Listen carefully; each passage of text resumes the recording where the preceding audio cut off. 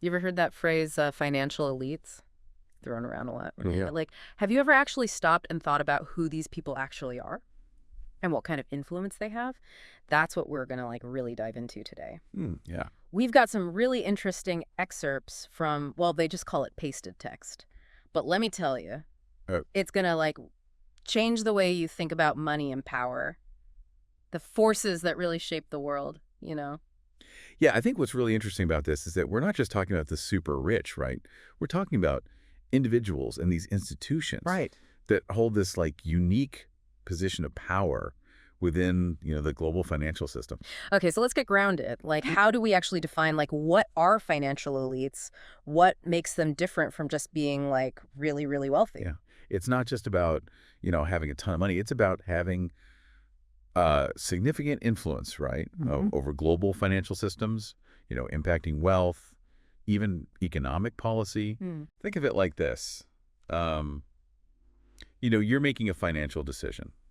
Like, let's say you're taking out a loan, but behind the scenes, these are the people who are actually setting the rates you're going to pay, Right. right? They're influencing the investments that shape industries. Wow. Okay. And they're even swaying the policies that impact entire economies.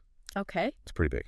So who are these people? Like, the source material breaks them down into 5 categories, and I gotta say, Right. it's a way more diverse group than I thought it would be. Yeah. The first category is kind of what you might picture, right? When you hear that term, like elite, the ultra high net worth individuals, Okay. the UHNWIs, right? Yeah. These are folks like Warren Buffett, who built a fortune through his company Berkshire Hathaway, and of course Elon Musk. Right. The driving force behind Tesla and SpaceX, they've got assets exceeding like $30 million. Wow. They can use their wealth to really like make huge waves in the market. Yeah, then there are, like, the institutional leaders, right? The folks running these massive organizations that really make the whole financial world turn. Oh, absolutely. I'm talking about people like Jamie Dimon, CEO of JP Morgan Chase. I mean, that's one of the biggest banks on the planet. Or Christine Lagarde, who's over at the European Central Bank, setting monetary policy for the whole Eurozone. Wow. I mean, their decisions, they impact everything. Oh, yeah. From interest rates to global trade. Absolutely. And speaking of control, that brings us to, like, the people who control the money supply, right? Oh, yeah. Central bankers and policymakers. That's right. Jerome Powell, chair of the U.S. Federal Reserve, I mean, he's basically in charge of America's money. Yeah. Trying to keep inflation in check, right? Prevent the whole system from just going haywire. Yeah. I bet that's a stressful job. No kidding. Okay, so we got individuals with massive wealth, we got leaders of these really powerful institutions, and the people who literally, like, control the money. Who else makes the cut? Well, we can't forget about, like, the private equity and hedge fund titans. Oh, right. These are the people managing, like, vast sums of money, often shaping entire industries just through their investments, you know? Okay. Think about someone like Ray Dalio of Bridgewater Associates, right? One of the largest hedge funds globally. Or Steven Schwartzman of Blackstone Group, the private equity giant, Yeah. known for their massive, like, real estate holdings. Okay, so they're playing in a whole different world. And then, of course, there's, like, the new kids on the block, right? The founders of financial technology, or, fintech, as it's called. Right. These are the innovators that are really shaking things up. Yeah, they're using technology to challenge, like, the traditional financial systems. Yeah. A good example would be Brian Armstrong, the Right. co-founder of Coinbase, Right. one of the largest cryptocurrency exchanges. Right. Or Jack Dorsey, who founded Block, formerly known as Square. Yeah. And he brought mobile payments to, like, everyone, Totally. to the mass. It's amazing how these 5 categories really highlight, like, the diversity of this elite group, right? Absolutely. You've got individuals, you've got institutions, you've got, like, the traditional powerhouses, and then these disruptive tech companies. It's a reminder that financial influence really comes in a lot of forms. So it's not just who they are, it's like where they operate, right? The source material identifies 4 key sectors. Oh, interesting. Where these financial elites, like, exert their influence. The first one is probably the most obvious: banking and investment management. Makes sense. We're talking about, like, giants, right? JP Morgan Chase, Goldman Sachs, BlackRock, Vanguard. They're managing pensions, they're investing in companies, they're basically steering the flow of capital around the world. Yeah. And as we talked about earlier, there's that essential role of central banking. Right, right. Institutions like the U.S. Federal Reserve, the European Central Bank, Bank of Japan, they're the ones determining how much money is actually circulating in the system. They set interest rates, implement monetary policies, and those have like ripple effects across the entire global economy. Then we've got like the sector that's totally changing the game, right? Right, yeah. Technology and innovation. For sure. I mean, fintech companies like PayPal, Stripe, Robinhood, they're making it so much easier for just like everyday people to access financial services, and they're challenging that like traditional banking model, right? Absolutely. And of course, they're bringing in new technologies like blockchain, cryptocurrencies, which could totally revolutionize the financial landscape. It's like we don't even know what it's going to look like in a few years, right? And then finally, there's this sector that I think is often overlooked when we talk about financial elites: philanthropy and policy advocacy. That's a good point. Yeah. Many of these individuals and institutions, they use their wealth to support social causes, and they influence policy like on a global scale. Yeah. Bill and Melinda Gates Foundation, that's a prime example, right? They're tackling global health and poverty with like massive resources. Yeah, they're really trying to make a difference. Okay, so we've got these 5 distinct categories of financial elites. They're operating across these 4 key sectors. They're wielding this incredible power and influence. But like, what specifically gives them this power? What are the characteristics that set them apart? Yeah, the source material actually highlights 4 key characteristics that kind of allow them to exert this much influence. Firstly, it's their global reach, right? Okay. These individuals and institutions, they operate on a global scale. I mean, they're present in markets all over the world. So they're not limited by like borders or anything like that? No. Think about it like a decision made by the European Central Bank, headed by Christine Lagarde, right? That can send ripples across international markets, impacting economies that are way beyond even Europe's borders. Wow. So it's like a butterfly effect almost. Kind of, yeah. And because they're operating on that global scale, they have access to a level of information that most of us can only dream of. I can imagine. They're plugged into these networks of experts, analysts, and data sources that give them this unique perspective on market trends and economic forces. Yeah, it's like they're seeing the whole chessboard while we're like just looking at one little square. Exactly.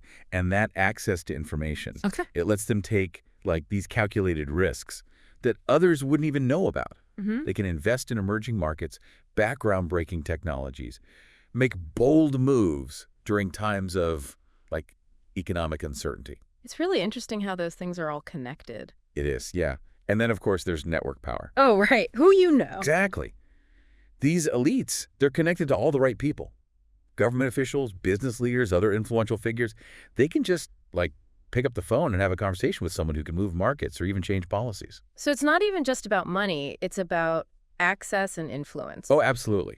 And finally, there's that element of risk-taking, which we just touched on. You know, financial elites, they're often willing to make those bold bets, invest in like unconventional ideas, weather economic storms that would make other people just retreat. It's a double-edged sword, right? It is. I mean, that willingness to take risks, it can lead to massive success, but it also contributes to some of the criticisms that are leveled against them. That's a great point. We've talked a lot about the characteristics that give these financial elites their power, but now I want to get into the like thornier issue, right? Okay. How that power is perceived and the controversies that surround it. You're right. We can't just ignore the criticisms. All right. One of the biggest concerns is that role of financial elites in like income inequality. Critics, they argue that the concentration of wealth and power, it's in the hands of just a few, you know, and it just widens the gap between the rich and the poor, leads to instability. And there's like some serious academic weight behind that argument. The source mentions this book, Capital in the 21st Century by Thomas Piketty. It's like a really deep dive into the history of wealth inequality. Wow. And he makes this like really compelling case that wealth, it just naturally concentrates at the top. Unless you have policies in place to try to like counteract that. Yeah. Then you've got those accusations of market manipulation. Right. Some people, they believe that these financial elites, they use their influence, right, and their insider knowledge to unfairly benefit themselves. Right. Which could even lead to practices that would harm, you know, regular investors. Yeah, it definitely feels like a system that's like rigged Right. against the average person. And it's not just about market manipulation. There's also the issue of like regulatory evasion. Oh, for sure. I mean, we've all heard those stories about like wealthy individuals and corporations using these complicated legal structures and like offshore tax havens to avoid paying their fair share. Exactly. And that just fuels public resentment. Totally. It feels like there's two sets of rules, one for the elites and one for everyone else. Okay, so it's like a double-edged sword, right? It is. On the one hand, you have this incredible like concentration of power and influence that can be used in ways that are potentially harmful, but the source also points out some positive contributions. Oh, that's good. Yeah, it's not all doom and gloom, right? Sure. One of the biggest positive impacts is the role they play in economic growth. Okay. I mean, they're often the ones investing in those new technologies, creating jobs, and like driving innovation. Think about like the impact of venture capitalists, right? They funded companies like Google or Amazon back in their early stages. Right. Those companies created whole industries, millions of jobs. Yeah, and we can't forget about philanthropy. A lot of financial elites donate like significant sums to charitable causes, right? Oh, absolutely. They're supporting everything from education and healthcare to like environmental conservation. Yeah, the Bill and Melinda Gates Foundation. Right. Incredible progress in fighting diseases like polio and malaria. It's amazing what they've accomplished. And what's interesting is that growing focus on ESG initiatives within the financial world. ESG. Yeah, it stands for environmental, social, and governance factors. Oh. A lot of these financial elites, they're starting to incorporate these considerations into their investment decisions. You know, they're recognizing that sustainability and social responsibility, it's not just an ethical thing, it can also be good for business. It's almost like they're realizing that their decisions, they have this massive ripple effect, right? They can't just focus on profit. Right. They have a responsibility to consider like the broader impact. For sure. Now, the source material also mentions some specific groups and organizations that are worth like looking at if you really want to understand how this whole elite group operates. One of those is the World Economic Forum, right? Or, you know, WEF. Okay. You've probably heard of their like annual meeting in Davos, Switzerland, where all these like global leaders get together and discuss economic issues and potential solutions. Yeah, the WEF, it's often seen as this like symbol of the interconnectedness of financial elites and how much influence they have on global affairs. Yeah, it's like a place where they can network, share ideas, maybe even shape the agenda for like the coming year. Yeah. Then there's this thing called the $1 Trillion Club. The $1 Trillion Club. That sounds pretty exclusive. That's a good question. What is that? What's the deal with that? Well, the $1 Trillion Club, it refers to companies and investment management firms that have reached or surpassed $1 trillion in assets under management. Wow. They're like the heavy hitters of the financial world, like BlackRock and Vanguard. Huge. And their sheer scale, it just gives them this outsized influence on markets and economies. Wow. Imagine one investment decision by one of these firms can send like shockwaves through the entire global financial system. That's like mind-boggling to think about that much money. It is, yeah. Being controlled by a single entity. The source also talks about the role of like think tanks and policy groups. Oh, interesting. How do those fit into the picture? Well, think tanks like the International Monetary Fund, you know, or IMF, and the Bank for International Settlements, also known as the BIS. Okay. They play a key role in like shaping global financial policy. Okay. They do research, they provide economic forecasts, and they advise governments on financial regulations and policies. Wow. So they're like the brains behind the operation. In a way, yeah. Yeah. And their recommendations, they can have a major impact on how countries manage their economies, you know, and how they interact with the whole global financial system. Okay, so we've been talking a lot about like the power and influence of these financial elites. Yeah. But I think the really important question for our listeners is, what does it all mean for us? Right. How does their world actually impact our like everyday lives? That's the question, isn't it? The truth is, their influence, it's undeniable. It touches every aspect of our lives. I mean, from the interest rates on our loans to even like the availability of jobs in our communities. Their decisions ripple through society. It's easy to feel overwhelmed by all of this, especially with like the potential for negative impacts, like income inequality, market manipulation. Yeah. But as we discussed, there are those positive contributions too, right? Right. The investment that drive economic growth, the philanthropy that supports vital causes. Yeah, it's complex. It is. I think the key takeaway here is awareness. Understanding who these financial elites are, how they operate, what motivates them.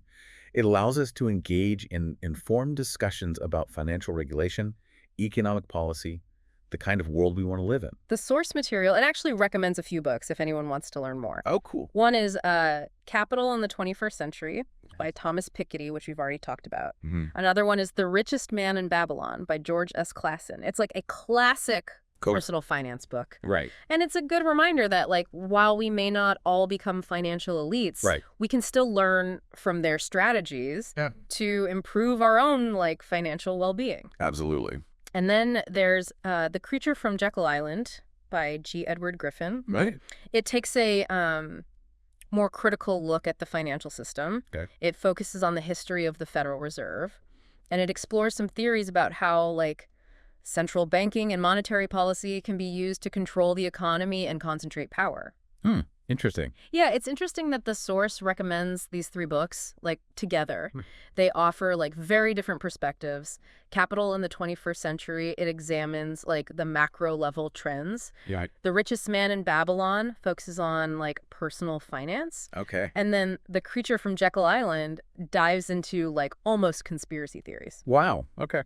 It's a good reminder that with complex topics like this, it's really important to consider multiple viewpoints. Absolutely. And, like, critically evaluate the information. That's what we aim to do here at the Deep Dive, right? Equip you with the information, diverse perspective, so you can draw your own conclusions. I like that. We've covered a lot of ground today. We have. From defining financial elites to, like, unpacking the complexities of their influence. Right. I mean, it's a topic that could easily fill several deep dives. Totally. But I think we've given you, like, a solid foundation for understanding this powerful group and, like, the impact they have on all of us. What are your final thoughts? What's, like, the one key takeaway you want our listeners to ponder as they continue to explore this complex world? You know, knowing what we know now about, like, the power, the potential of these financial elites, the question that keeps coming back to me is, like, how can we ensure that this influence, all this power, is actually used to create a more equitable and sustainable future? I mean, it's, like, a really complex question, no easy answers, but it's a conversation that we need to be having. It really is. And like you were saying earlier, there's so many factors. Like, do we need, like, more regulation? Right. To kind of curb the potential downsides of, like, having all this power concentrated? Or does innovation require a certain degree of freedom that, like, inevitably leads to some level of inequality? It's like, how do you strike that balance? Yeah, tough balance. Yeah. There are, like, strong arguments on both sides, right? Right. I mean, some people argue that stricter regulations are just necessary to prevent, like, those abuses, you know, promote fair competition and really protect the interests of, you know, the public. Others believe that too much regulation, it just stifles innovation. It hinders economic growth. And ultimately, it harms the very people that it's intended to help. Yeah, and it's not just about finding that right balance between regulation and innovation, right? It's also about, like, transparency, accountability. Oh, for sure. How do we make sure that the decisions that are being made by these financial elites, they're not just happening in some, like, shadowy back room, but they're subject to, like, public scrutiny? That's where things get really, really tricky. I mean, we're talking about, like, global systems, you know. It's hard to imagine any single government or, like, regulatory body actually having the authority to oversee the actions of these elites. They just operate across, you know, borders and jurisdictions. So where does that leave us? Are we just, like, at the mercy of these powerful forces? Or is there something, like, we as individuals, we as a society can actually do? I don't think it's about being at anyone's mercy. I really believe we have more power than we realize. I think it starts with education, right? Awareness and engagement. The more we understand how these systems work, the better equipped we are to participate in the conversation, advocate for change, hold those in power accountable. So, like, what can we actually do? Well, we can demand transparency from these institutions, right? Yeah. We can support businesses and investment funds that actually align with our values. We can push for policies that prioritize the well-being of everyone, not just the, you know, the privileged few. That's a powerful reminder that even in a world where these financial elites hold so much power, we still have a voice, right? Yeah. We can make choices that actually align with our values. We can use our voices to advocate for a more just and equitable system. Well, we've covered a lot of ground today, from defining financial elites to unpacking the complexities of their influence. I mean, this is a topic it could easily fill like several deep dives. Oh, yeah, for sure. But I think we've given you a pretty solid foundation. I agree. For understanding this powerful group and like what impact they have on all of us. I hope this deep dive encourages everyone, keep exploring this topic, keep asking questions, challenge those assumptions, and use your voice to shape a better future. I love that. Thanks for joining us on this deep dive into the world of financial elites. Until next time, keep learning, keep questioning, and keep the conversation going.